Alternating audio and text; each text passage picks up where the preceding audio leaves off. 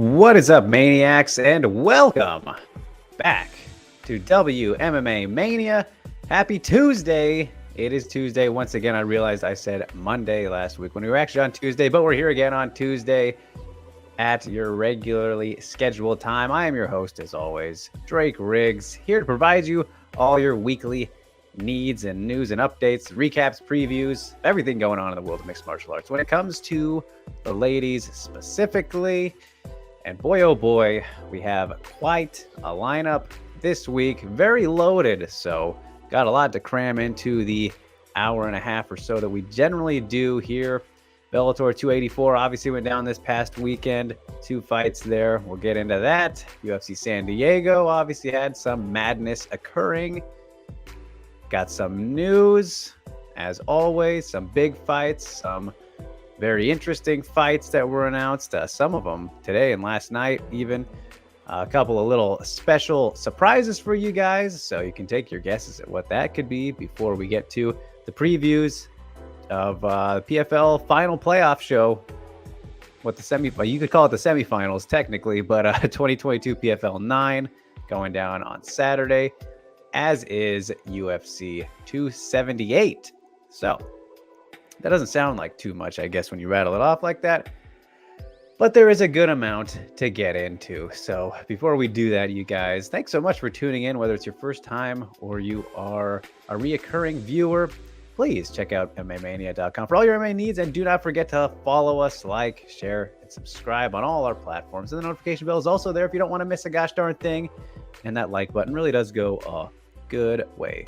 So if you want to do that at the very least, it would be greatly appreciated. If not, we understand. So either way, appreciate you tuning in all the same. Let's get that out of there. How are we doing, you guys? Sammy is here. James asking, is Tuesday the new time for the best MMA show that covers the women in the sport? Well, appreciate the compliment as always, James. And I'm not totally 100% committed to it yet, but I'm feeling we're about 80% going to switch it to Tuesday here. So I already put that in the description. So we're practically on to Tuesdays now at 12 p.m. Pacific time. That is looking like what I'm going to do, at least for the time being. There's a lot of things going on around my physical location that are kind of taking into effect with the scheduling changes, but Tuesday or Monday are always going to be the days, so don't worry about that. Same time, 12 is a pretty perfect time these days, so yes, but appreciate that, James. Thanks for tuning in as always. Rain, this is Drake Riggs, the Lin Haitian of breaking people's shins. Had to make something rhyme with Haitian. Well, nicely done. That works. And Alex is here. Right on time. Yeah, good to see you, buddy. Thanks so much for tuning in. Maybe Tuesdays are better for Alex, so there we go. The more the merrier, always. The earlier the better. And Jimmy says, hey, Drake, are we going to talk about McFarland's weight miss and laugh about her performance? Well, I don't know about the second part. Makoto, thank you so much. Jin, good to see you. Best show that does not spout racist propaganda and people's MMA careers. Well, we never try to do that anywhere, and there's no place for that indeed. But as Jimmy mentioned, Ilima McFarland, that is where we are going to kick off the show today officially with the Bellator 284 recap. And one of the 2 flyweight fights that went down did belong to Miss McFarland, friend of the show, as she defeated Bruna Ellen, getting her first win since she was champion, defeating Ellen via unanimous decision, 29-28 on 2 scorecards, and then a 30-27. This was initially misread as a split decision for Ilima. She won either way, but I'm blanking on the announcer's name. Michael C. Williams, right? Yeah, he announced it a split, so that was his bad there. Got to call him out for that. But Ilima gets the job done. I really don't quite understand the 30-27. I missed like half of the first round of this fight. Admittedly, I was having some connection issues because you guys know if you watch the show, my connection has been pretty shitty, and I'm still needing to work on that, but I shouldn't even bring it up anymore until it's changed. So that was an issue I had for the first round. But the last 2 rounds, I don't know exactly which ones the judges scored it for, but obviously the third round, kind of the story of that was Ilima getting caught in that guillotine, kind of fighting out of that. Was having a bit of a wardrobe malfunction, and she even addressed that afterwards, which was kind of funny. and was kind of close to working towards a Von Flu, but nothing too serious there. That was pretty much the big highlight of the fight, really. I mean, Alima obviously landed some good shots, and I think she had her best success with her punches because we know she doesn't kick. She admittedly is anatomically unable to kick, as she told me ahead of this fight. You can feel free to watch that interview here on the channel or read about it on MMAmania.com if you missed it.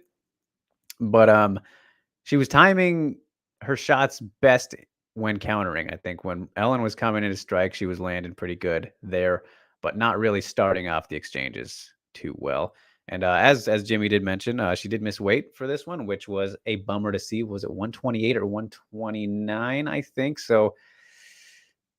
Yeah, not great, especially for the former champ and somebody who is typically as disciplined as Alima. And she did address it yesterday on Instagram, and I think she said she was having some thyroid issues or something. I kind of glanced over it, but didn't fully read the whole thing. So you can go check that out. And you know what?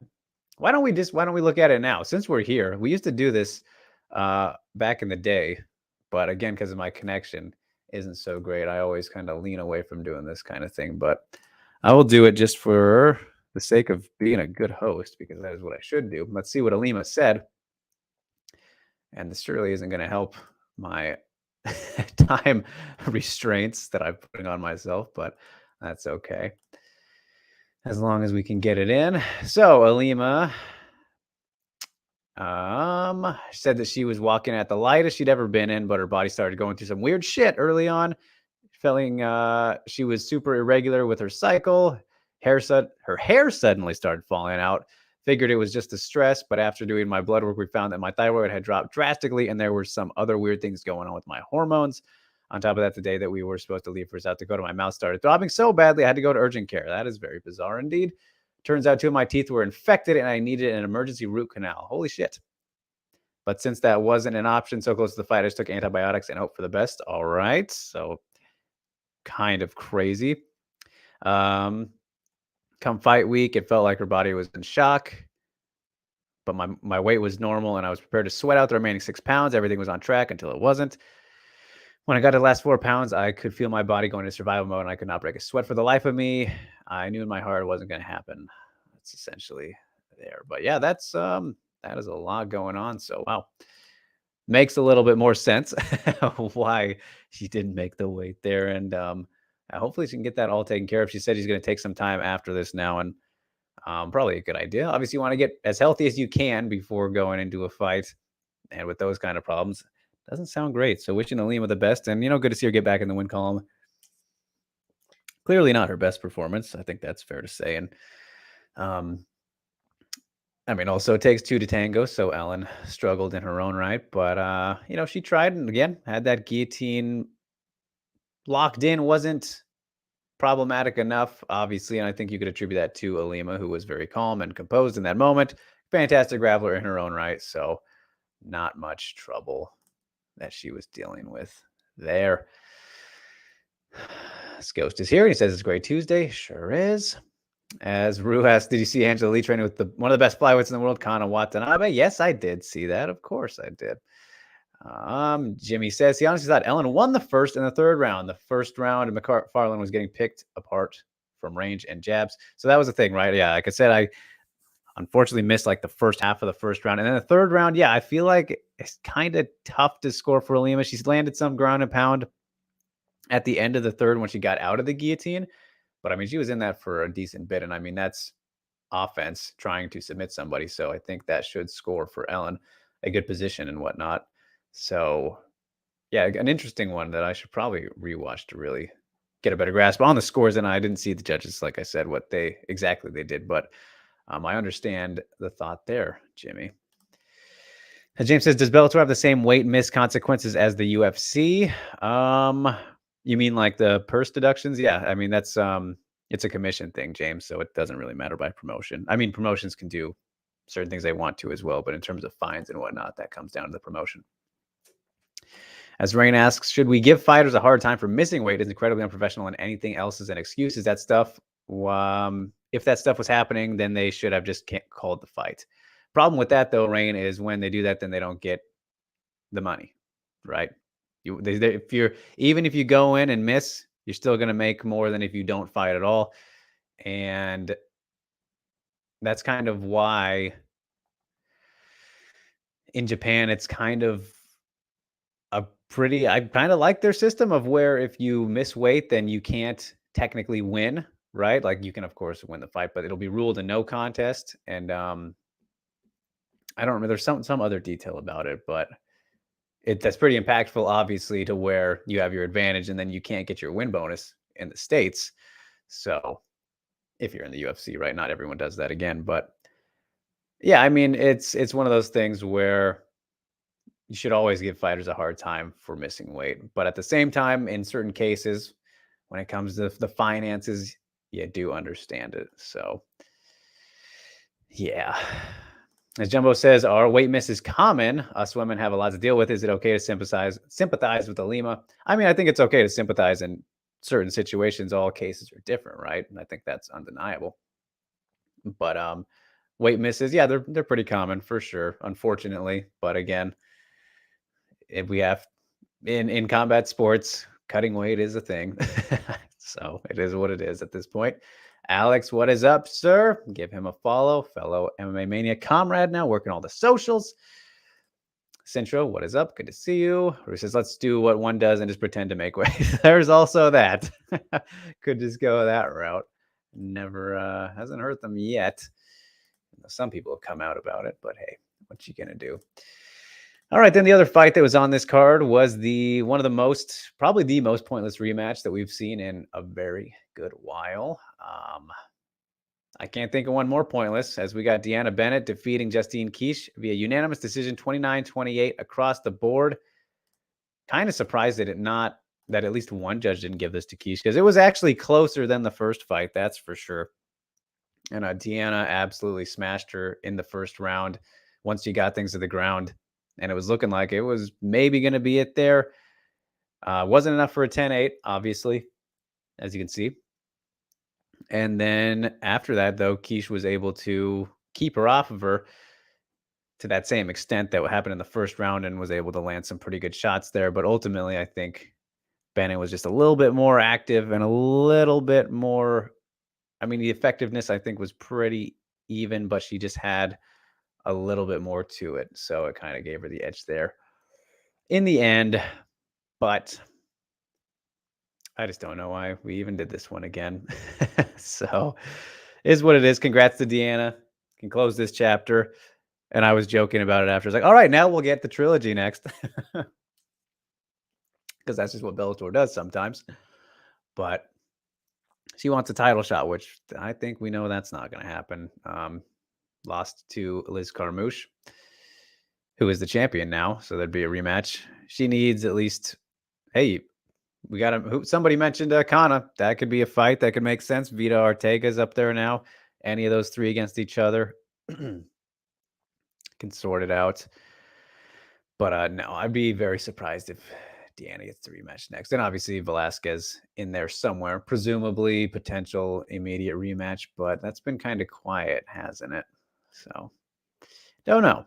But Alvin is here and he says, hello, Chad, Mr. Riggs. So many great fights to discuss and talk about. Always appreciate the unique way we talk about fights. Such rich thoughts and great discussions. My guy, keeping the positivity levels high. I love to see it. Thank you so much, Alvin. But that will put a bow on, Bellator 284, which was kind of your stereotypical Bellator card, if we're going to be honest. It had a little bit of everything. Some great knockouts. I think there were some submissions. I don't remember too well there, but we did get quick no contests. That's Steve Mowry's fight. So that's kind of the stereotypical Bellator part, isn't it? Goichi Yamauchi was amazing too in the main event. How could I forget? That guy is one of the most underrated fighters on the planet. I love me some Yamauchi. Or Yamauchi, however they're pronouncing it these days. I've heard it both ways. But with that in mind, we will move on from Bellator to UFC San Diego, as I talk about pronunciation and then intentionally say it wrong. We have four pretty fun fights to talk about here. well, some more fun than others, but we'll start off with what was the funnest of the bunch, or the most fun. The debut battle, double debutante battle between the Yasmines, Yasmine Jauregui and Yasmine Lucindo, as Jauregui defeats Lucindo via unanimous decision. Let me pull it up here. My stuff got all out of whack. 30-27, 29-28, and another 29-28. As I'm trying not to sneeze. Oh, God. There we are. Pull up the stats. Yes, this was obviously the front runner for fight of the night until that ridiculous co-main event happened. And it's kind of a bummer because objectively, as I've talked about in the last couple of weeks, objectively, I think Jauregui versus Lucindo was certainly the better fight, hands down, end of story. I mean, competitive wise, they were both surprisingly pretty competitive, but I think this one probably gets the edge there. But in terms of technique and all that, definitely this one. But in terms of absurdity and entertainment value, the co-main event kind of was just utter chaos in all your typical chaotic MMA ways. So this one got beat out for it, which is a bummer. But I'm sure and I hope that Dana gave them a little extra something because he did talk to them after the fight. And you don't see that very often, especially for two newcomers, 23 years old and 20 years old. I was telling you guys last week, Yasmine Jauregui, phenomenal addition to strawweight. So happy that she's here. And Lucindo obviously is too, but knew more about Jauregui going into the fight. Former Combate champion. One of the best prospects in the division. Undefeated still, 9-0. And yeah, put on a great performance in this one. They both did. I scored this all 3 rounds for Yasmine, honestly. And I know that some people were kind of like, what about that? And it's one of those scorecards that doesn't reflect like the competitive nature of the fight. Like, undeniably, it was a pretty close fight, very competitive, right? But I just think she edged them all out. She edged out each round. And really, in terms of effectiveness, again, going back to like the Bennett Quiche striking exchanges, they both landed very well, but Yasmine just threw more. She had more volume there, and when it's that close, you know, obviously how much you're getting in is more important. And she outstruck her every round. As you can see here, defended 2 takedowns in the second round. Just a pretty good showing. Pretty good showing overall. And yeah, I mean, better shots in more abundance was the thing there. Just the volume, I think, is really what it did come down to. But very exciting, you know, to see that kind of high level from 2 who are so young. And in this division, it's like, oh my God, how much better is it going to get? It's strawweight. Come on now. Just crazy. The youthful talent all around. So Sammy says, do you think these two took the right path by winning big on the regional scene and getting better contracts than Jack Della Maddalena?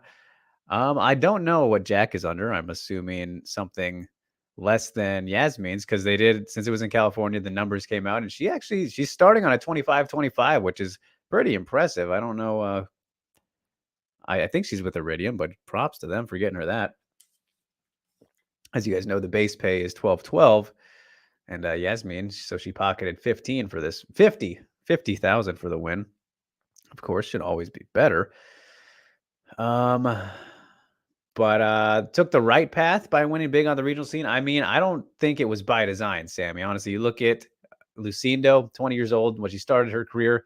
They were saying at 14. I'll have to check like the stats on that. That seems insane, but Brazil, you can get away with that kind of thing. She has 17. This was her 18th fight or something. So I think she was just kind of racking it up as quickly as she could. And it just kind of happened this way. And as for Jauregui, kind of the same. I mean, her record's a little bit deceiving in the sense that really she's only fought on like 6 different days technically, because last year on the same day, August 13th, interestingly enough, she won 3 fights on one night in Combate. They had a tournament. So when you look at it that way, 6 days, six different fight days. You know what I mean? As compared to the 9-0 on her record. And Jimmy says, do you think this is front runner for women's fight of the year? That is a very good question. I think it's up there, but front runner, I don't know if I want to say that just yet. But it was definitely a very good one, Jimmy. Definitely a very good one. So yeah, as Go says, Izawa versus Hamasaki 2 was better, just because of the savvy technical adaptations on the ground. All right, so there's obviously a good shout from Ghost, but I think that this one, I mean, those were both competitive, but I think clear winners, right? I think I'm a believer in fights that can be close but clear in terms of who won.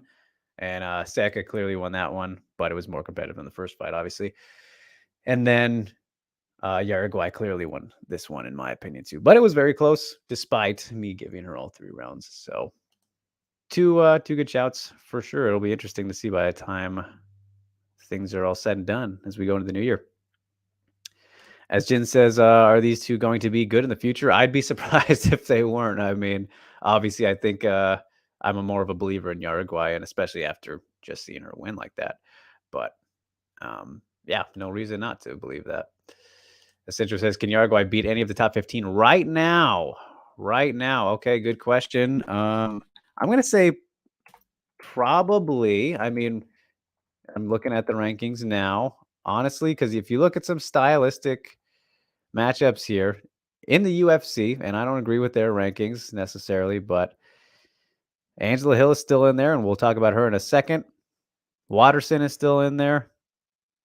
Pinheiro, who I do believe is very good, but hasn't fought in a while at this point. Obviously, the least proven of the bunch here. Dakota is in there. That'd be a very fun fight. I've seen people calling for Yasmine versus Dakota next, and my oh my. So yeah, I mean, when you look at like stylistically and where they're at right now, again, we'll talk about Angela Hill in a second, but like Watterson, she's kind of on the way out. I think Yasmine would beat her right now for sure, as would like Kanako and some other unranked people. And I just had to mention Kanako because, well, I can't help myself, but yes. And Ghost, interestingly, saying she could probably beat Hebos right now since she sets up her right hand well. All she has to worry about, the lead head and arm throw. Yeah, I mean, that's a good point. We know that Hebos is a little bit allergic to those right hands, so that's not a bad shout. Yeah, we'll see if she sticks around in the top 10, though, after this next fight. Seems like because she's going to fight Tracy Cortez, as we mentioned last week. So Hebos appears to be leaving the division, but yeah.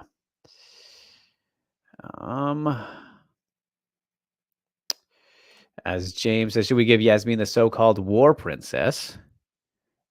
Who is the war princess, James? I mean, if you're meaning the warrior princess, who, shameless plug, I spoke to Diana Belbita on Sunday, and that came out yesterday. You can check that out now on MMAmania.com, as well as the channel here. She's fighting Loma Luke Boonmay next. So if that's who you mean, James, I don't know who the war princess is, but she's nicknamed the warrior princess. I could totally be blanking on that. Is that Vlismas? Is that who it is? She's got to fight too. So I think a lot of people are booked. We'll have to kind of wait. Okay, all right. I thought so. Okay. The War Princess and the Warrior Princess. They should fight next. If they win each of their next fights, Belbita and Vlismas, who's fighting Ricci, she's fighting Tabitha Ricci. They should fight for the nickname. But I don't know. I feel like Yasmine versus maybe like Montserrat could be good next, which I don't know what's going on with her. And yes, that'd be a battle of Mexico. I don't know. I don't think we need to rush Yasmine, as great as she has looked. But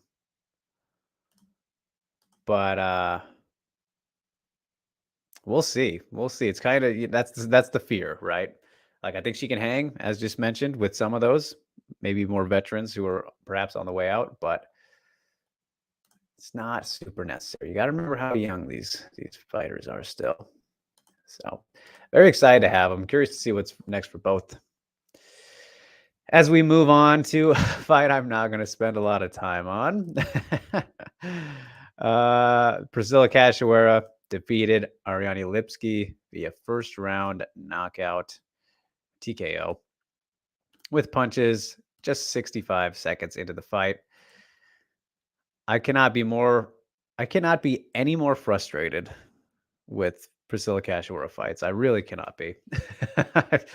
um, and first of all, let me get this out of the way because it has just been such a terribly sad fall from grace watching Ariane Lipski's career post KSW, because if anybody watched her before she came to the UFC, she was a top 5 flyweight in the world. She was that good. That was prime Lipski. And yes, she is only, 28 right now.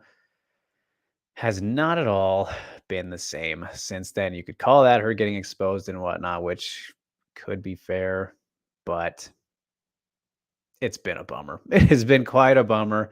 Like, some people were thinking she could be the one to dethrone Shevchenko. And I mean, she was looking that good for what she was facing, to be fair.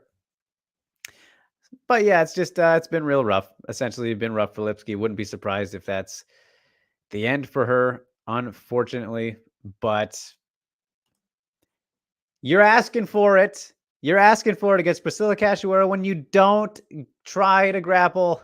Okay? You're asking for it. And that is, some people can misinterpret that, I think, as me saying that, like, oh, Priscilla is such an amazing striker. She's not. She hits very hard. She's an absolute definition of a brawler. She is zombie girl for a reason. But she has no takedown defense, and we know this. We know this by now. Any and all opponent that does not try to take her down 5 seconds into the fight, you deserve to lose pretty much, because that is a tried and true way to beat her. Her takedown defense, she doesn't have it. It's non-existent. We've seen this. And Lipski, admittedly, going into this fight, not great in that area either. So whoever did which was going to have the easiest path to victory. Cachoeira didn't need to because she hits pretty fucking hard, and so does Lipski, but the chin gave out early enough. She connected first, pretty much. She gambled, and she paid for it. So I'm sorry, I can't feel that bad about it for anyone who loses to Cachoeira, because, fucking do what you're supposed to do. And there's no reason to believe that Priscilla will have fixed that when she continues to win and doesn't need to fix that. So this is going to continue until somebody wisens up. I don't know what is wrong with people. And again, I'm being too harsh right there. I'm getting a little animated, but like I said last week too, yes, the comfort zone is what you're best at, which Lipski and, let's say, like Kim, better strikers than grapplers. They are more comfortable in that area. So of course they're going to test themselves there and believe in their abilities. But man, when it's so blatantly obvious what your opponent is not good at and how to beat them, why not do it? Why not spam it? This is real life. This ain't a video game. This ain't a video game. As Ghost says, so Lipski confirmed not good. Why would she square up and throw right hands when she knows that's all Priscilla has? I don't even have any comments anymore. Rain says, Priscilla worse than Cindy Dandois. Cindy Dandois got a lot of unnecessary hate, I think, I would say. But those are two very different comparisons, two different fighters. Rain, like, Cindy only had grappling and Priscilla only has striking, and it's not good either. At least Cindy's grappling is pretty solid. So I might even lean towards, comparatively to what they were working against, Cindy being a featherweight mostly, I would say, was actually maybe better than Priscilla for what she was up against. But that feels weird and rude to say after she did just win, though. Like, she's finishing, so I mean, it is what it is. Yeah. Yep. So I'm just going to move on from that because it drives me nuts. It drives me nuts continually seeing this. Like, I wonder if the UFC will give her a grappler next. I don't know. And that was at 135 because the fight was supposed to happen last week. Should have mentioned that. I didn't see it, didn't catch it going into the preview last week. Makes sense, as Lipsky did miss weight. So with that in mind, yeah, I mean, that could definitely be the end of the Violence Queen in the UFC, which is quite a bummer. But I wouldn't be surprised if Bellator picked her up either.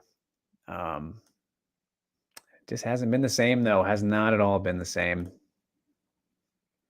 Very, very sad. As we move on to the strawweight division, as Angela Hill defeated Lupi Godinez, unanimous decision, 29-28 across the board. So how about that? A little bit of a shocker here, at least for me. And I think most people, when you look at, like I said, stylistically and what we know they're both capable of. I mean, Lupi landed some really good shots early on in this fight, was kind of boxing Angie's face off, and then just couldn't maintain it and did not wrestle as much as she should have, because as we know, that has been a reoccurring weakness of Hill's throughout her career. Similar to Cachoeira, but not at all that same level. She's at least improved defensively and did look good in some moments here. But having seen, and it actually says she went for more takedowns, which is kind of weird. Like the takedown attempt stats are always very odd to me. There's 1 of 6 for Hill in this fight. That seems not accurate. Yes, she obviously did go for one and did get it there in the second round, as they both did, traded takedowns. But after Lupi's last fight, just an absolute clinic and domination against Carnelossi. There's no reason to believe she couldn't do that to Hill, but she was unable to. And Angie looked pretty good out there. Always a high volume fighter. Keeps on keeping on. And still a pretty competitive fight, though. It wasn't like she waxed her or anything. And the numbers can kind of reflect that. But yeah. So I don't know. I don't have a lot to say about this one, actually. But as Jimmy says, why didn't Lupi just wrestle? I mean, that's the question. That is kind of the question. As Dakota says, Lupi should have just taken her down. No, yeah, I mean, that was definitely the big the oddest thing about this one. The biggest head scratcher, you could say. And it ended up costing her. So congrats to Angela Hill, though. Who knows? Who knows if that could have been her last fight had she lost. Like I said, I don't know. It seems weird for the UFC to potentially cut her, but it could have been another one of those surprise-ish retirements. But now we don't have to worry about that, as she wants to something. She said she wanted to do something afterward. I don't remember what it was. She wants to fight Carolina in Madison Square Garden, I think. Sure. All right, we can do that. Carolina fight. Why not? As Ghost says, hard to wrestle someone when Hill kept showing the knee. You could see it. Lupi saw the feint and would not shoot. All right, so the fear, getting kneed in the face. Yeah, fair point. But I mean, worth a gamble sometime. Work around it if you possibly can. And even if she could have found a way to back up Hill to the fence more comfortably and get a hold of her there, like we've seen her do that before in the past. So I don't know, just throwing off a little bit was Lupi, it seems. Lupi was a little loopy, you could say. Hey, walked into that one. But speaking of surprise retirements, that's a fantastic segue, I would say. As we go back up to flyweight with former strawweights, Nina Nunes defeating Cynthia Calvillo via split decision. And split was a little bit surprising to me. And admittedly, I wasn't watching this fight closely enough to score it. As I will generally do that with the fights on Twitter. If you do follow me there at @DrakeRiggs_, if you're curious. But this seemed like a pretty clear Nina victory for me. I mean, just pretty obviously the more effective striker, despite being outstruck, which came from some ground shots from Calvillo, right? Which she did get her takedowns, 1 in each round, but I just feel like she did not do as much as she needed to, perhaps. I think the second round here, obviously the one that would go to her, but I should watch it again before I firmly say, but I just felt like I definitely don't see a case for her having won that one. And it's just like, what? She had the right idea, right? Cynthia Calvillo utilizing her grappling. Again, do what you're best at and against a striker. I don't know. She's just completely fallen off. That could be it for her. Was that 4 in a row now? Took some time away as she certainly needed to, but man, oh man, it just doesn't seem to matter anymore. And against Nina, who had been out for a while as well, making the debut at flyweight, looked solid. You know, I would be curious to see her fight again at all, especially in the division. But she's hanging him up off a win, so that's kind of cool and refreshing to see. Of course, fighter go off on a pretty solid performance and a win. No sadness there in terms of getting smashed, hanging on for too long, as we see many a time these days in the sport. But yeah, just kind of a tale of two different careers a little bit, and the ways that they've went. Very odd stuff. That's kind of the crazy thing about MMA, right? You look at someone where they were and then how quickly kind of turn. And I don't know if you guys have seen that clip, but Dana like making the comparison of Calvillo to Rousey and McGregor. My goodness. He was hyped up on her, wasn't he? And yeah, she started off her career great in the UFC. Won 2 fights in the span of like a month. It was a great start, but it has not been the best of endings. So, but pretty good ending for Nina Nunes. Always enjoyed watching her fight. And now she intends to have another child with her partner, the greatest of all time, double champ, Amanda Nunes. So wishing them all the best of luck with their family, continuing to expand. And they're both winners right now. They are winning. Hashtag winning, as old Charlie Sheen would say. But that, my friends, is UFC San Diego. Pretty crazy event. Pretty solid event, I would say. Lacked a whole lot of name value. I'm not going to talk about the main event. Don't even mention it. Everything aside from that, I'm fine with for the most part, but I don't want to talk about that.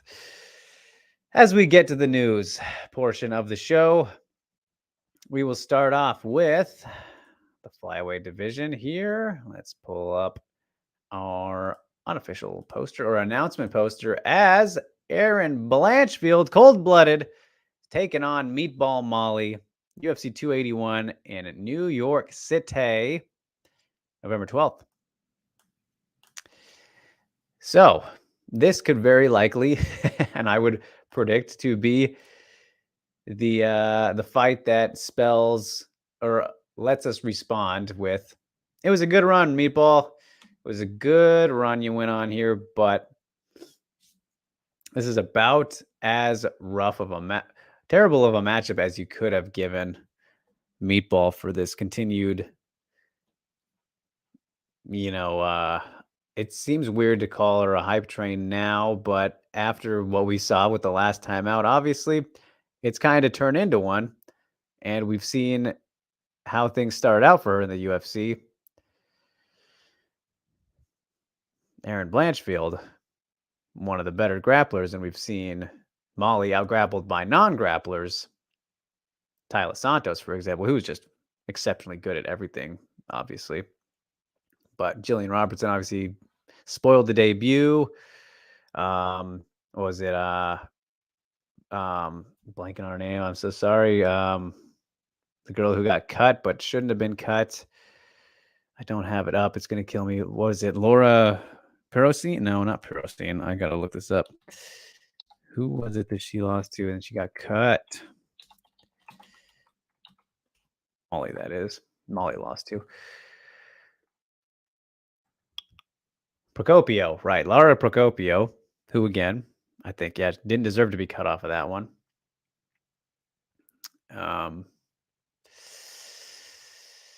Just a tough one here. Just a tough one for Molly. So I don't know. Hey, I guess they heard us at least telling Molly to fight somebody on her level or that makes sense because the Goldie fight was obviously ridiculous. So I'm fine with it. Again, Erin deserves to be kind of fighting upward. I think at this point she's proven that. She's good with I'm fine with it, even though she's again one of those very young ones. Yeah, I think that she's like the best prospect in the sport. But since she is so young, I'm fine with it. I'm fine with the slower build. And I'm glad she's getting a spotlight like this because they had her as the first fight of the night last time out, which is still kind of crazy to think about.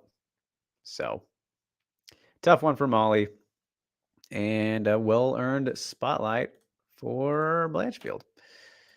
I'm fine with that. I am fine with that. As we move on to the bantamweight division, as Ramona is dropping to bantamweight once again for the first time, though, now in the UFC. Ramona Pascual, that is, as she welcomes Tamirez Vidal at UFC Fight Night on November 5th. Location to be determined. Got to think, unfortunately, that this is probably make or break for Ramona, having lost twice in the UFC now. But at bantamweight, that's exciting. That's somewhere she's always wanted to be and planned to be. So I'm glad to see that that is happening.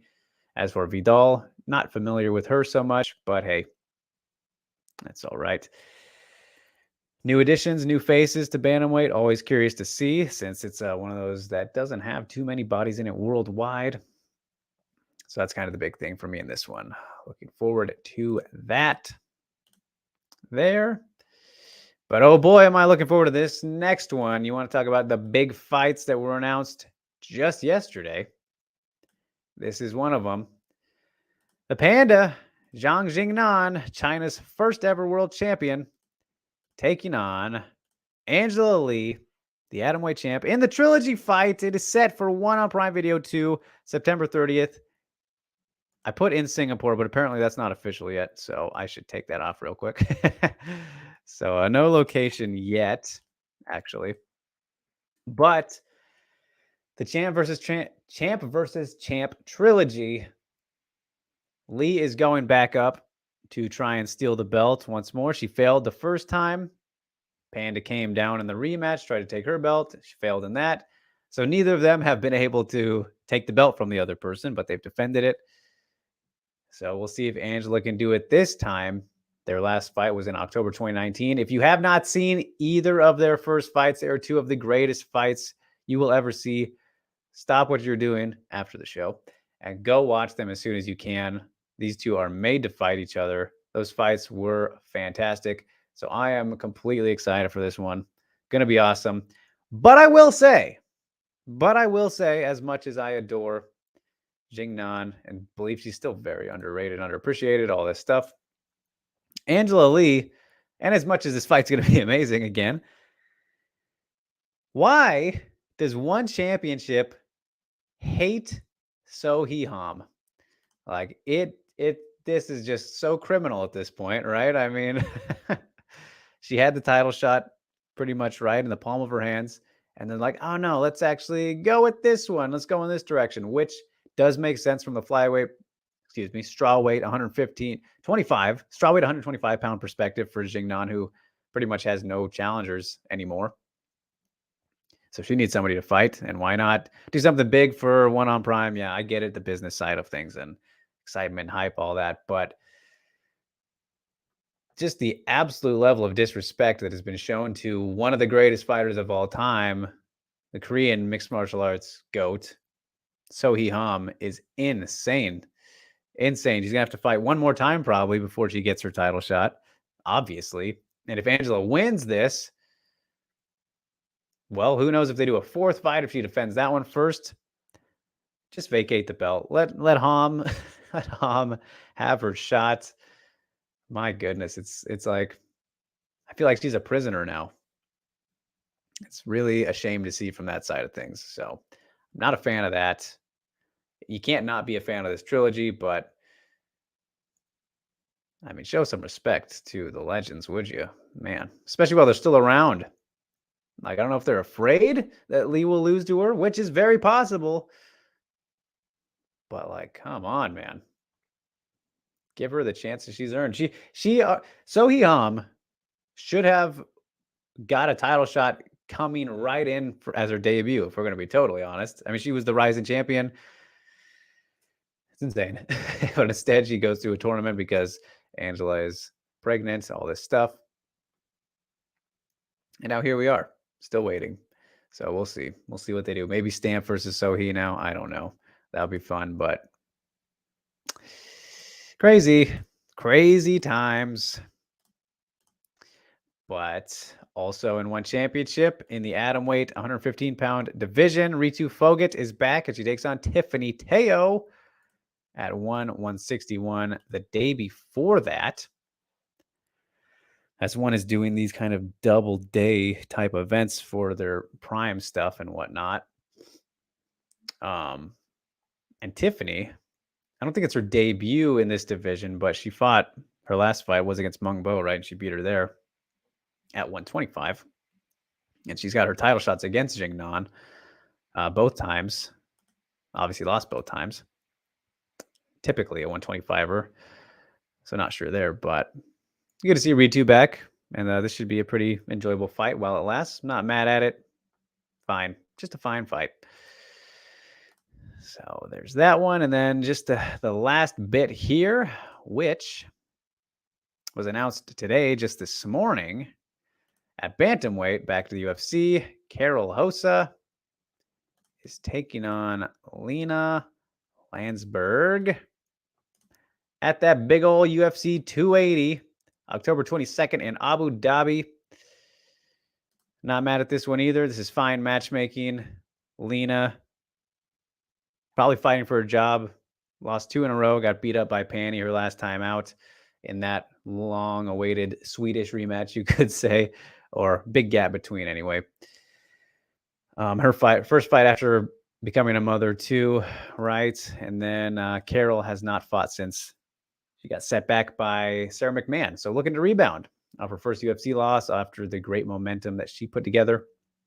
Still one of the better up-and-comers at bantamweight. So it's a little bit of a crossroads type of matchup, at least gatekeeper-ish, if we're going to be honest, from Landsberg's perspective. But should be fun. She always brings it, that's for sure. Lena Landsberg, a bit of a psycho. I will never forget her saying that Cyborg beating her up was the greatest day of her life. So she's insane. But that's why we love the sport. So that is your news cycle for the day, everybody. What do we got here now? Catch up on the comments. I like to breeze on through there.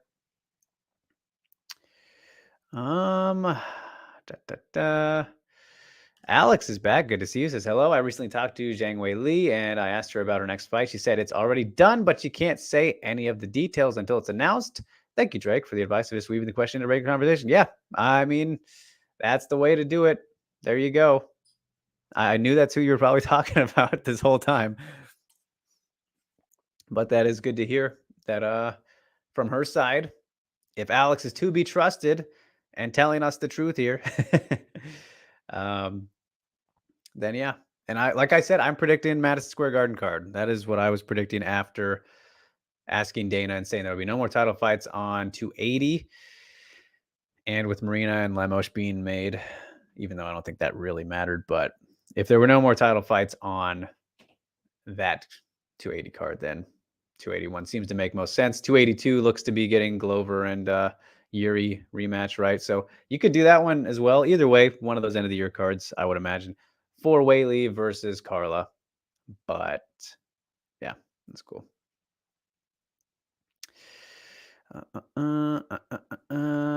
Centro says, you said we have something special for this episode. Could it be a Fan of Punch breakdown? We're about to get to that, my friend. Jin says, Ham got robbed against Taylor. Does that make you mad? Yes, Ham got robbed, well, I think twice in the UFC, right? She got robbed. There was the Courtney Casey fight. There was the Beck fight. I mean, take your pick. Some of those were kind of interesting for sure. Drew says, why do they disrespect Ham? I honestly think because she's an outsider coming in, and with all the establishment that she has made outside of the promotion, they don't necessarily want her to come in and prove that she's better because she's not from one. You know what I mean? I honestly think that could be it. And Ghost saying he hates that Chevelle thinks that Hama has to prove herself. Yeah, it's absolutely absurd. One propaganda right there for you. As much as I love Chevello, I really think he is a great guy, but he's just like unashamedly a propaganda machine for sure. And he's damn good at it. So yeah. Jersey, good to see you. Says hi to how does the Contender Series work? If you win, do you get a contract? That's how it was looking for a while, but no, technically not. Dana decides after when you win or not.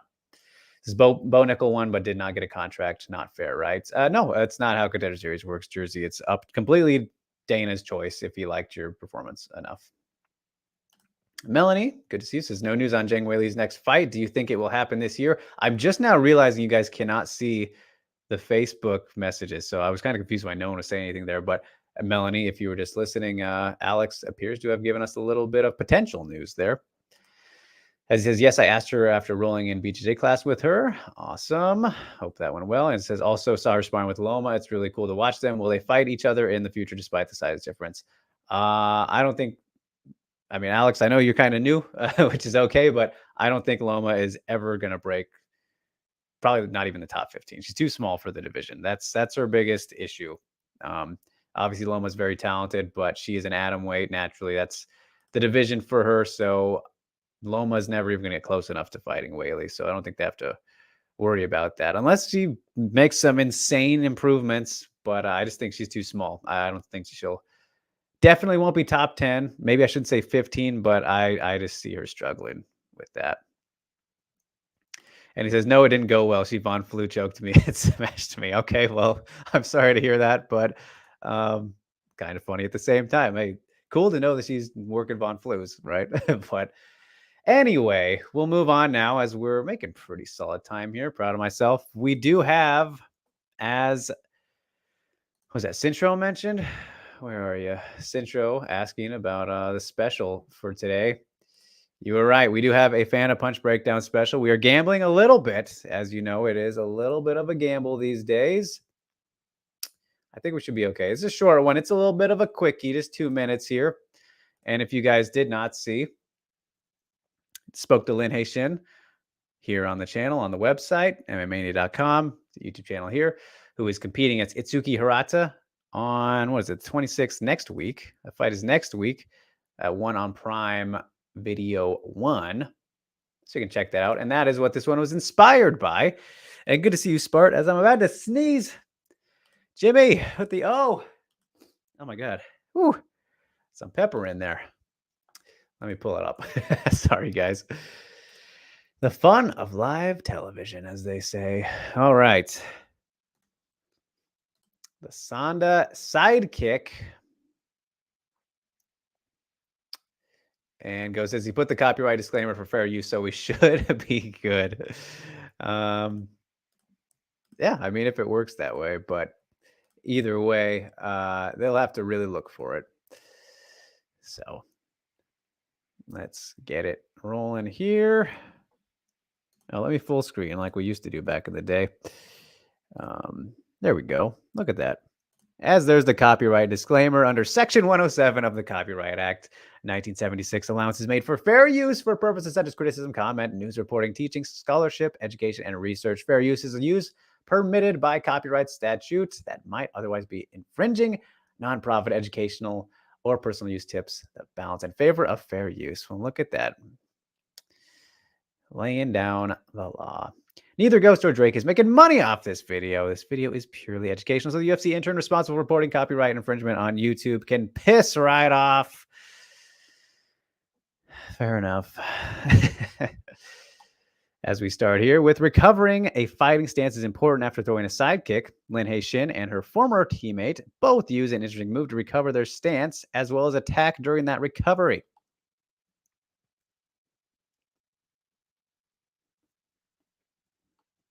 Hae-shin moves her kicking foot across herself. Loads up the rear arm for a back fist if the opponent steps in. This position allows Hae-shin to spin and recover into an orthodox stance.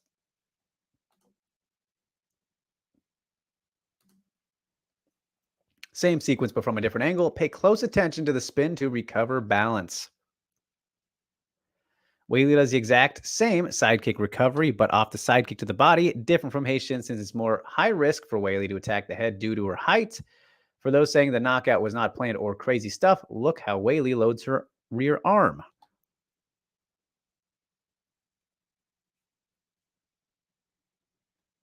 Looks like Song Yudong on commentary right there. Weili hits 2 sidekicks without the recovery, but this time to gauge Joanna's reaction. Then she fakes a sidekick entry to force Joanna to step in. Let's compare the sidekick spin recovery of both Weili and Haitian.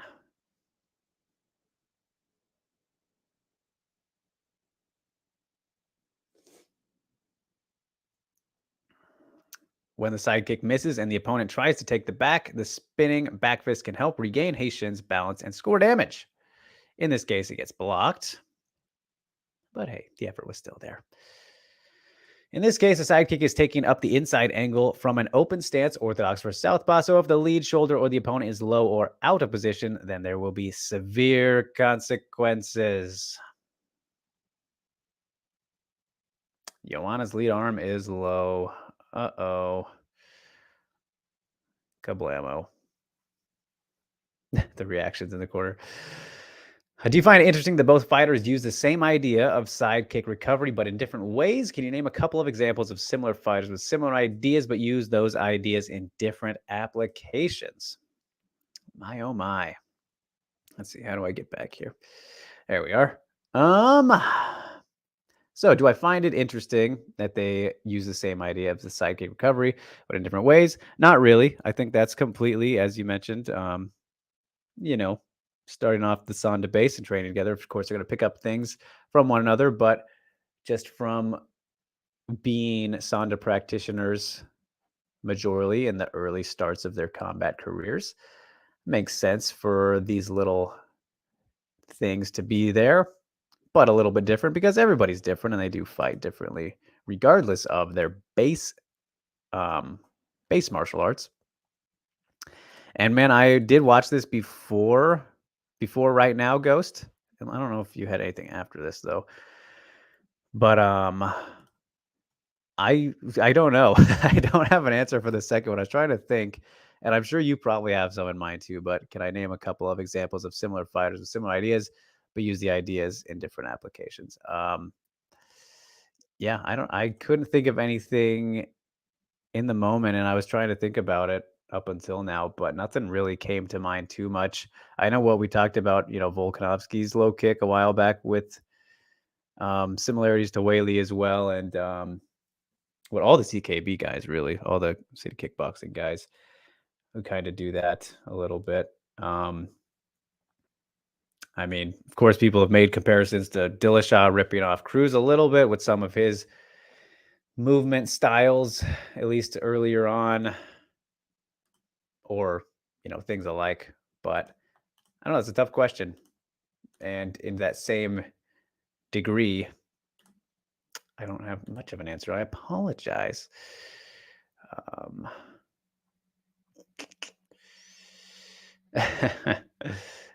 Cincho is excited for it. Rue, sidekick, interesting. You can't get in trouble for laying down the copyright. Is that true? Is that really true?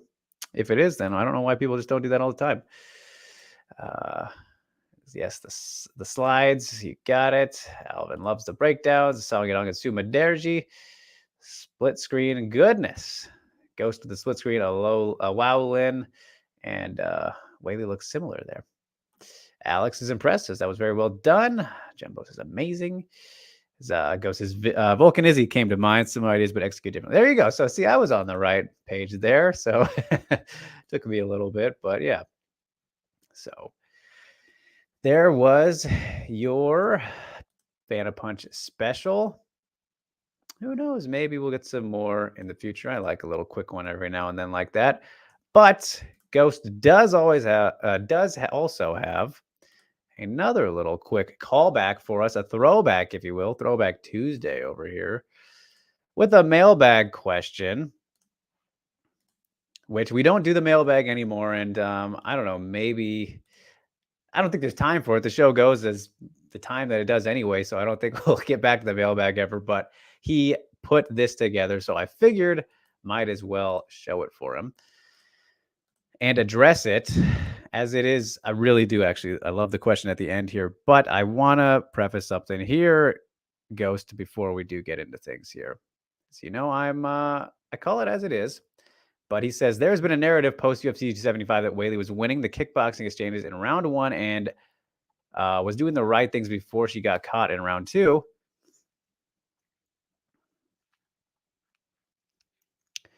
So let's take a look at the kickboxing exchanges. These reputable media members from apparently SiriusXM and SB Nation were talking about before the takedown. So this is where we pause for a minute here. So here's my issue with this, Ghost. Here's my issue with this this little mailbag question / video type thing that you did here. I don't think that it is fair to say. Let's take a look at the kickboxing exchanges when you're pulling specifically, certain moments from the fight. I don't think it's fair to do that when you're not watching the entire fight, because I did watch this video already, and of course you're taking certain aspects and moments from the fight. Clearly, this is a one-sided video, right? This is a Weili favorite video. You have to watch the full fights. I don't think it's fair that you did it this way. Just going to be completely honest. I think it is well done, of course, but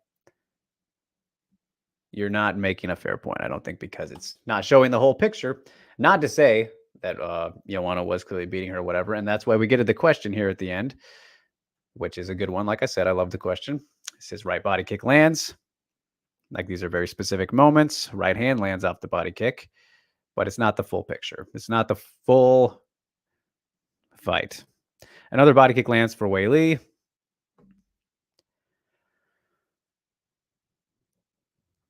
And we didn't do the copyright on this one, so hopefully it doesn't matter, but counter right hand lands.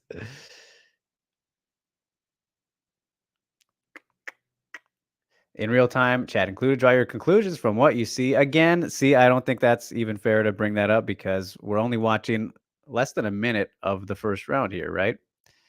And of course, I know a lot of this round didn't even take place on the feet, but see, like, that was not enough to say that, Ghost. That is very unfair. You're kind of, now you're being a little too one-sided there.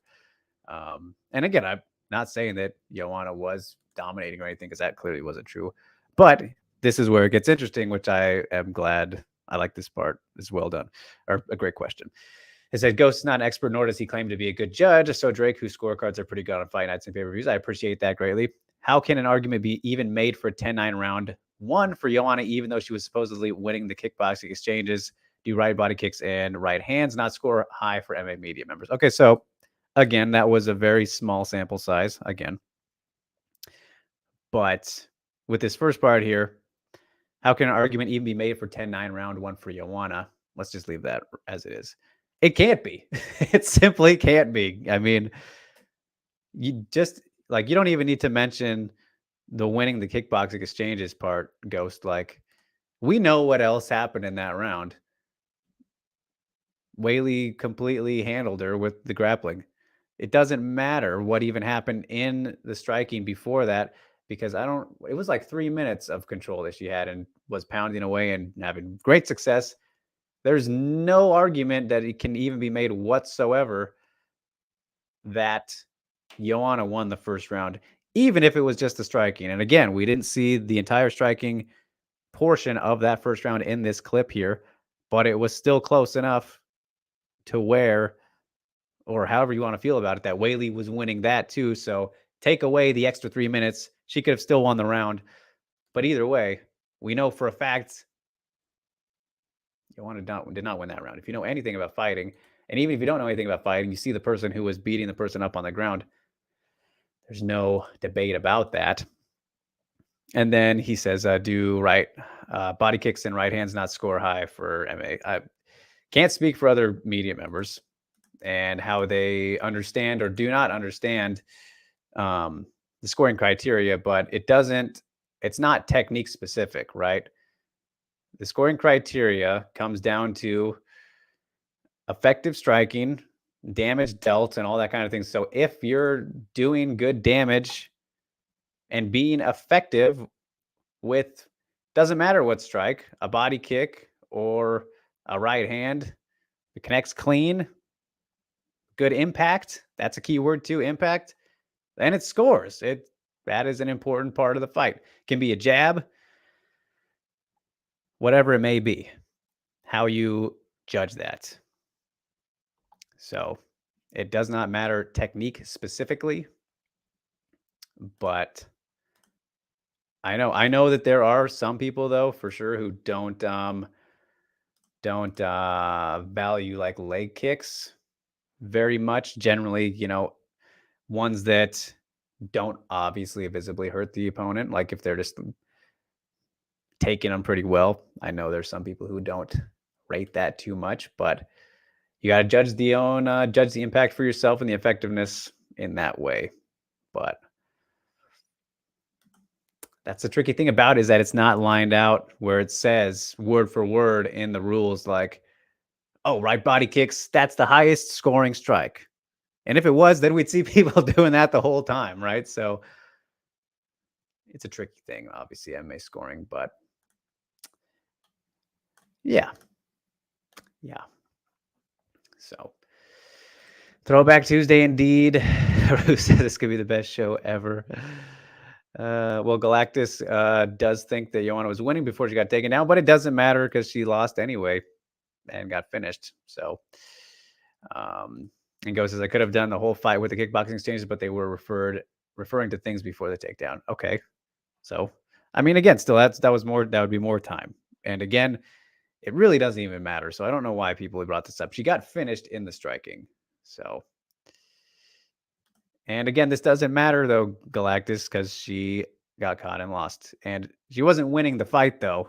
She was not winning the fight because as I mentioned with the wrestling and the grappling, that was all that mattered in the first round. She got handled there. And Jimmy thinks those looked impactful. So yeah, I mean, they were definitely solid shots. But again, this is where we are.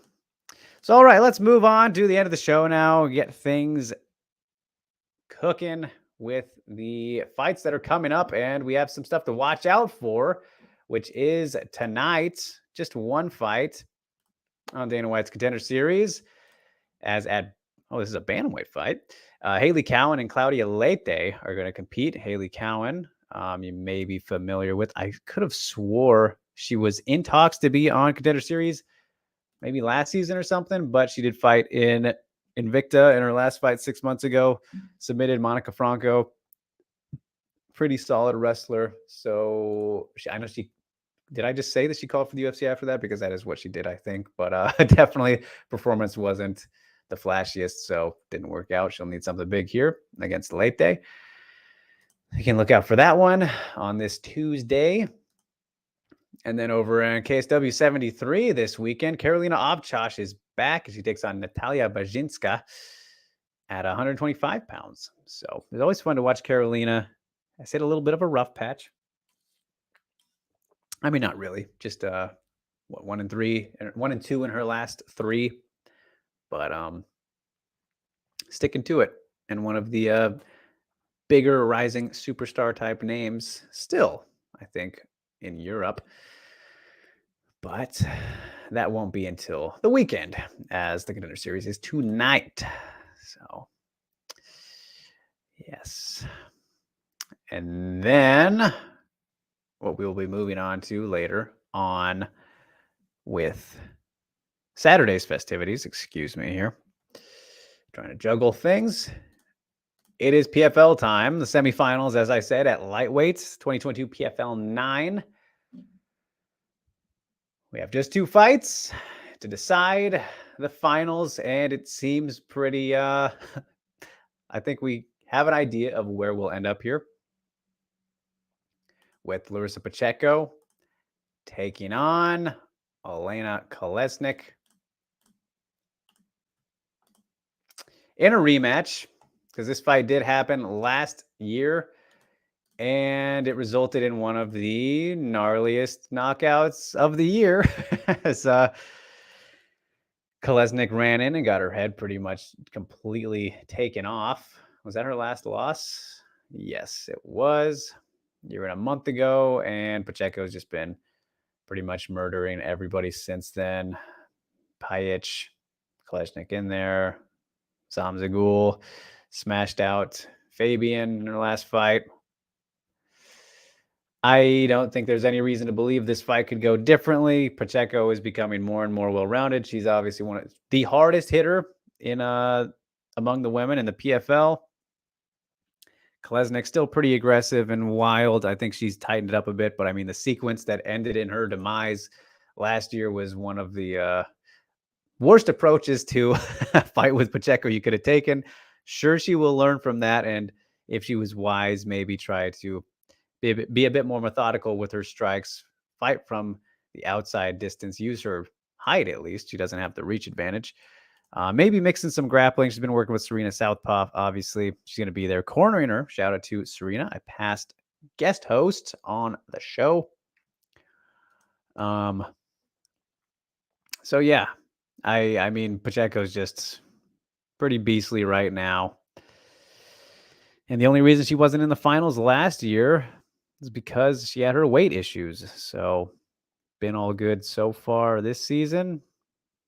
Hopefully she can keep it up, and she should find herself in there very likely for a trilogy fight with Kayla Harrison, which admittedly is probably the most interesting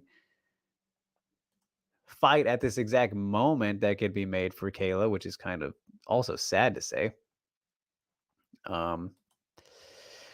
But she'll be taking on Martina Yandrova, who will be looking for the upset here. And this is similar to the Caitlin Young matchup that Kayla had, where Martina Yandrova, former kickboxer, Muay Thai fighter, almost fought Cyborg in Muay Thai, was going to, but then I think that Martina got sick. This was back in Lion Fight. If you remember those days, around 2013, 2012-ish, early 2010s.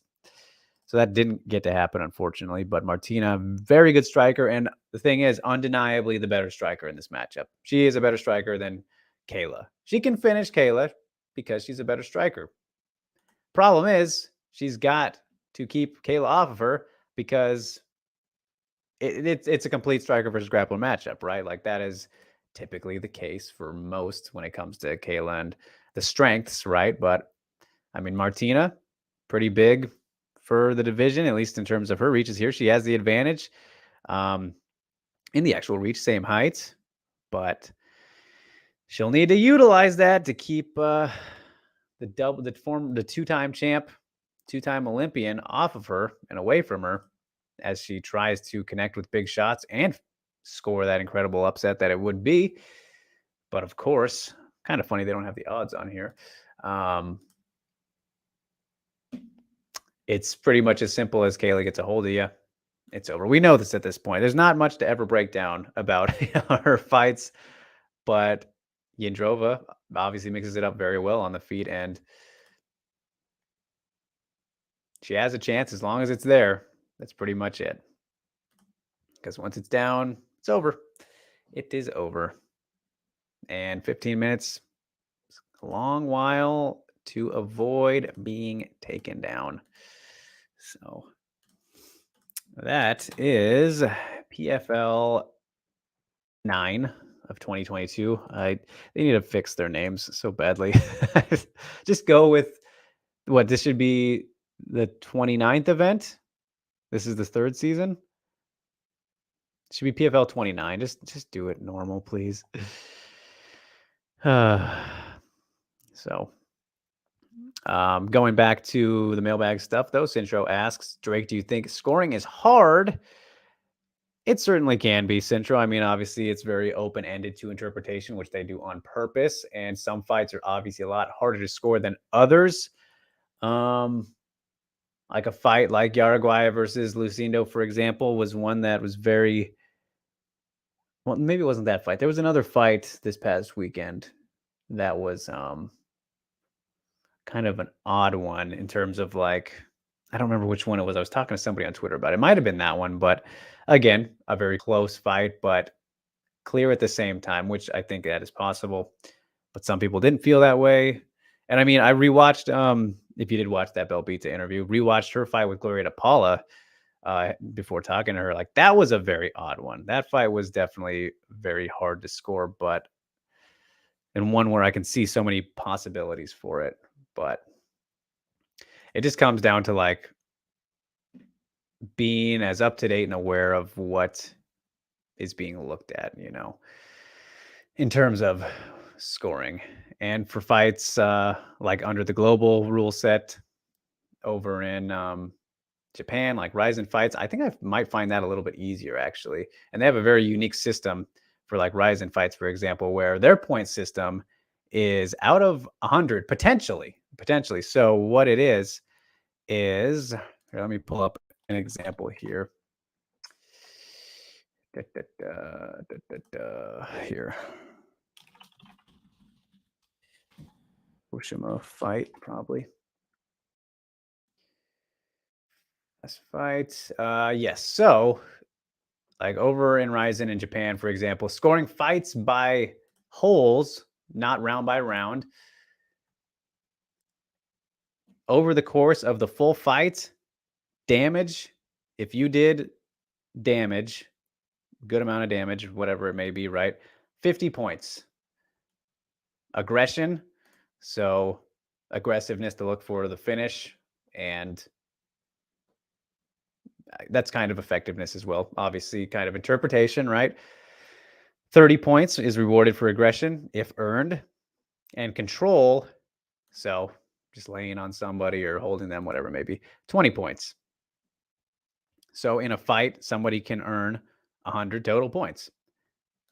Both could earn 100 total points. That's I don't know if it's happened that way before, not that I've seen, but for example here, the Serioshima versus Miyu Yamamoto scores were from each three judges 30-20 Oshima, 30-20 Oshima, and then 0-20 for Yamamoto. So the judge who scored it for Miyu gave her 20 points for her control, didn't think that Oshima had anything else, while the other two judges also all thought Yamamoto had won the control with 20 points, and then aggression was in favor of Oshima there. So it can be pretty interesting sometimes, and I'm starting to do my scores that way for Ryzen fights if you want to follow along there, and I did it for the last event. So if you want to look up at @DrakeRiggs_ and then hashtag Ryzen37, you should see them all there. And for example, like Ayaka Hamasaki versus Aguilar, that was an 100-0 score for Ayaka pretty clearly.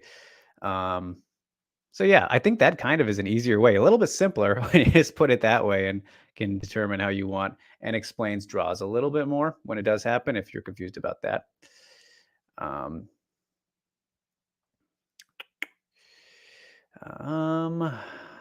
So yeah. What we got here? Okay. Now, are we having accusations thrown about again? Yes, all right. Galactus is trying to get blocked, it seems, because I already told you a couple weeks ago, I don't care who you're talking about if you are making PED accusations. There's no place for you here. Jumbo says, do you think judging fights is a subjective thing? If so, it makes sport difficult to judge. Oh, no, 100%. That is and the correct winner, she says. Yeah, no, completely. That's why, like I said, it's so not cut and dry with, oh, this equals that. Like in boxing where a knockdown is an automatic 10-8, 10-8 round. So, there's been a sneeze just waiting to happen like this whole time for me. But, all right. Let's close it out. UFC 278 this weekend, same day as PFL, which is over in London, right? While these guys are in Salt Lake City. Oh, sorry. And real quick though, Spart says, is scoring fights a skill? I mean, you could look at it that way. I think it's just comes down to understanding, really. The skill is reading, I guess, and being able to absorb the thought process behind it. But I mean, compared to how some people look at it, I guess it is a skill sport. I mean, there are some pretty boneheaded takes out there from a lot of people in the sport as well, which is even worse. But anyway, UFC 278 flyweight fight, Miranda Maverick versus Shanna Young 2 is going down as it is heating up here in my studio as well. I'm getting warm. My goodness. So yeah, this fight's happening again. A little bit of an odd one. Like, the UFC seems to do this thing here. And as you can see, a minus 420, smoke it up, a heavy favorite to plus 330 underdog for Young. I mean, fairly fair odds.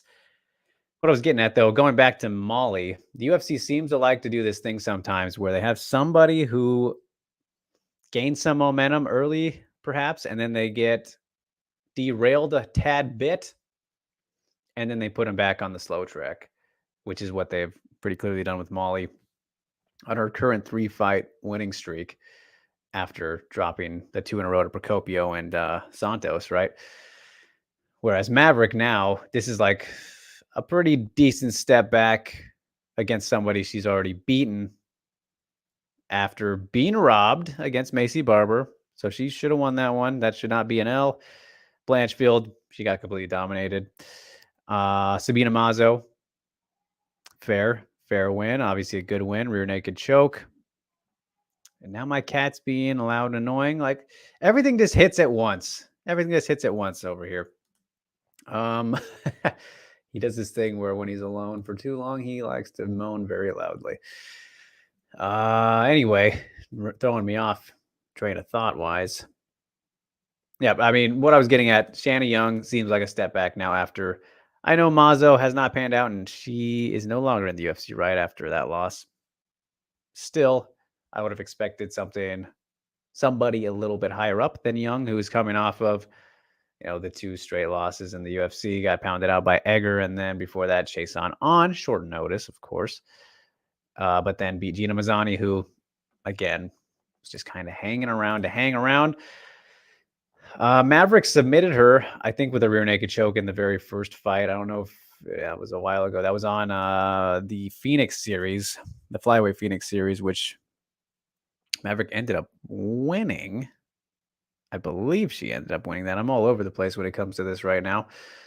But I don't see much evidence to show that this should be that different. Like, yeah, Young did have a good win her last time out. But if you look at who's improved more since then, pretty clearly Maverick, and she was already able to beat her back then, So this is one of those. I mean, I don't want to say it's a pointless rematch like Bennett versus Keish, because it's not on that same level, especially with the timing. But it's not a great one. It's not one that I'm super fascinated by. And for Young, like, I think her best bet is to probably try and keep Maverick off her, even though Maverick does like to, utilize her own striking a bit, and we saw that in her first so many fights there, where she got the Jojua TKO. Was a pretty solid performance. Beat Robertson, was able to defend and get away from the BJJ black belt, who is typically only good when on top. But with Young, I just think she's kind of at a disadvantage everywhere in this one. So for that fight, again, I just don't I don't see it looking too much different from the first one, honestly. As Go says, where did Maverick fight Young before? Is it on YouTube? It was in Invicta. So the Phoenix series, it might be Ghost. It might be on Fight Pass, because that was definitely back in the Fight Pass era for Invicta. But because of that, it's probably on there, actually. Assuming they still have the library. I don't know why they'd get rid of it, but that is where you'd probably find it. As Jin says, do you like to see derailed hype trains like Hebus, for example? It kind of depends on the fighter, Jin. Like, if they are kind of not great people and deserve it. So like Greg Hardy, for example, everyone loved seeing that. Everyone loved seeing him not pan out. So Hebus, though, I wouldn't say I've had any feelings about that. I think Hebus is Obviously a very fun personality and kind person and entertaining fighter to watch. I like watching her fight, but I wouldn't say she's the best example, though, for sure. Centro agrees with the robbery. Zhao, oh, you're too kind. Is this the new time? I thought your show was canceled on Monday. Oh, no. Yes, sorry. We are, I think, going to do Tuesdays from here on out, Zhao, at least for a little bit, as things are kind of crazy over here on my end. So same time of 12 p.m. Pacific time, but just Tuesdays instead now. So don't worry, you didn't miss it. It's always going to be Monday or Tuesday, as I was saying off the top. And James says, what are my thoughts on 278 as a whole card? Well, let's take a look at it, shall we? Does it show right here? And oh, you can see the votes from Tapology, which these are always kind of fun to look at. Maverick, 97% out of 1363. That's a lot. So little to no chance there for this Shanimal from the Tapology voters. But yeah, 278. Honestly, like Usman and Edwards too, I like the rematch. I'm glad it's happening. But man, there has been like zero hype for this. Like in comparison to Kamaru's last couple of fights, the talk is like only just now starting. Costa versus Luke, I like that. Well, I'm conflicted with that because I am a Luke Rockhold fan. People will always think it's weird when I say that, but I absolutely love Luke, one of my favorites of all time, one of the most underappreciated grapplers around. Obviously has not had great luck, and obviously his personality is a little bit douchey, but as a fighter, I have always really liked him. Costa, obviously a dangerous matchup considering kind of the chin susceptibility. I don't think this should be co-main event, though. I think that's very weird. I don't know why Aldo Marab isn't co-main event. Great fight. Very much looking forward to that. Super strange order, though. These should be flipped. That's good. Tybura Romanov. I like Romanov, too. Especially Svelte Romanov is even scarier. Still undefeated against Tybura. It's an all right fight. Heavyweights, I'm always kind of meh about. Pedro versus Hunsucker. What are we doing there? On the main card, that's a little goofy. Pedro, great story, great comeback, whatever, but this is a fight. Gordon Santos should be fun. We'll get to this one here in a second. Woodson Saldana. Okay. Let's talk about that one. Fletcher Lusa. All right. Albazi. Arichi Lang. Jay Perrin. Victor Altamirano. It's all right. This is all right. I mean, it's honestly fairly fight night-ish outside of like the top 3, 4. Not the best pay-per-view. Definitely not. Not as bad as 279 though. That's for sure. So I'm not going to complain too much. But RJ says, hello, Drake. Good to see you. What do you think of Lin Shin versus Itsuki Hirata? Should they be placed higher on the card? Well, we will talk about that fight in the preview next week, RJ. But as for placement, yeah, because it's not even on the main card, is it? I think that would be nice. I mean, Shin, obviously looking for her third straight win, her second straight win in MMA. She had the kickboxing one, obviously. Itsuki needs a rebound. They always hype and sell the shit out of Itsuki, so I'm surprised that it's maybe not higher. But yeah, I think that would be good, especially for Lynn, who intends to call Angela out afterwards, and she wants to make her way up there. So yeah, I would like to see it higher for sure. Jeff says, crazy. Hope you're okay, friend. Yes, I'm hanging in there. Just a lot going on. As Ghost says, Aldo versus Marab is his main event. Jose competing at the top game for 2 decades. Amazing. Yes, very crazy. Jimmy says, do you not like heavyweights? Because I do not like heavyweight fights.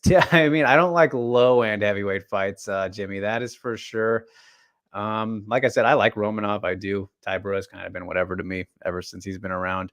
But I think the heavyweights get way too much love often. And I know it's just because they're big dudes who can swing and knock out, have their power and whatnot. But it doesn't do much for me after having watched MMA for so long. So low-end heavyweight fights, I can go without. Like them being so high on Fight Night cards specifically drives me pretty crazy. But the higher up heavyweights, I'm fine with for sure. And I know that's not exactly those guys, but they are pretty mid, and Romanov is working his way up. He beats the shit out of people typically, so I'm all for that. But anyway, let's close things out with Yannon versus Lucy Pudilova, who is returning to the UFC for the first time in, it's been a couple of years now.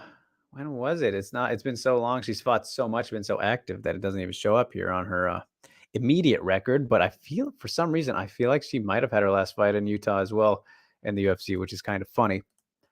But this clearly is do or die for Yannon, who, if she loses, will be 4 losses in a row.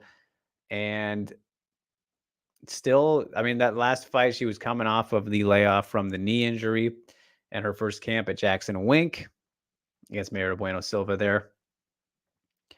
So maybe after some more time healing up, getting fully 100%, and then working with them could lead us to some better results here, because she absolutely needs it. I'm honestly very surprised that she is even getting this opportunity. I like Yannon a good deal for sure, but she has just not panned out whatsoever in the UFC. Whereas Lucy Pudilova has always been very, very exciting, whether she's winning or losing. Just in your face, Terminator style, walks you down, and is gonna make Yannon very uncomfortable, which makes me nervous for her, because I think that kind of pressure is something that she is shown to not deal with very well, and especially against somebody like Lucy, who brings that in abundance and does not stop coming. That's going to be a little bit problematic. So it would be nice from Mulan to show us some improvements in her grappling. And obviously her one and only UFC win was from that submission, the armbar against Lauren Mueller, which was from the bottom though, wasn't it? So like she didn't even intend to get in that position. From what I remember, that fight was pretty quick, but a good while ago, UFC Beijing, if I'm remembering correctly. Still just 26. So it won't be the end of the world forever, but it would likely be the end in the UFC. So you hate to see that, but I think this is a pretty tough matchup for her. She's going to have to try and bob and weave, pick those shots when Pudilova comes at her, because she is, like I said, a Terminator is a great way to describe her. I mean, you look back at that Irina Aldana fight, also one of the best fights ever. Aldana was winning that fight on the back foot. You know, like she was having to land her shots while being walked down. Pudilova just does not quit. So that is maybe that along with her toughness is really her best attributes. As Jin asks, what is Wu's best asset? And like at this point, man, I don't know. I really don't know what to even say she's best at anymore. She's been struggling so mightily that I can't even highlight one thing over the other. Like, it's tough. It's tough with her. It's been a rough stretch. Her and not Kim. There was somebody else that came to mind, but I lost it already.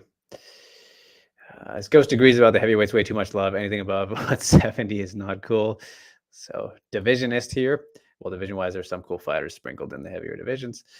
Mary, good to see you. Says, hi, Drake. I read a story about Yannon and Bo. They have to sleep in a rundown apartment just to live in the U.S. to train. It's very sad. That is very sad. Financially, it seems like Chinese fighters have a hard time in the U.S. Well, yeah, I mean, they have to. People don't understand how much it takes, how much money it takes to spend that much time away, you know, with rent and training and all that, wherever they may be staying. Like I remember Yan Xiaonan talking about how expensive it was staying in like Sacramento with Team Alpha Male and stuff. So it is not easy as an international fighter on the wallet. That is for sure. Zhao says, have you ever interviewed Yannon? Yes, I have. You can check that out here on the channel, MMAmania.com, the website or the channel. Yes, I've spoken to Yannon before her last fight, and she is she's very shy, but she's fun, you know, kind of has to come out of the shell. Yeah, and I mean, if you watch her on social media with Mungbo, yeah, they seem like they're. I mean, I love Mungbo. She's always fun, but yeah, Yannon seems a little bit more shy, but she's very fun too. As Ghost says, yes, the bitterly. I'm buttery. It's getting me all tied up there. Buttery smooth combinations, but her impact is soft as butter. So yeah, that is true. And Zhao says that she as funny as Whaley. I mean that's subjective as well. That's up to however you feel there, but I wouldn't say so. But there's obviously more we've seen from Whaley. They're fun. I mean, honestly, a lot of the Chinese fighters all seem to have pretty good personalities from what I've seen. And I do love Yannon. I do, but I think she's probably the most stoic and kind of stone-faced I've seen and talked to and met out of all of them, honestly. But yeah, they all generally have pretty good personalities from my experience.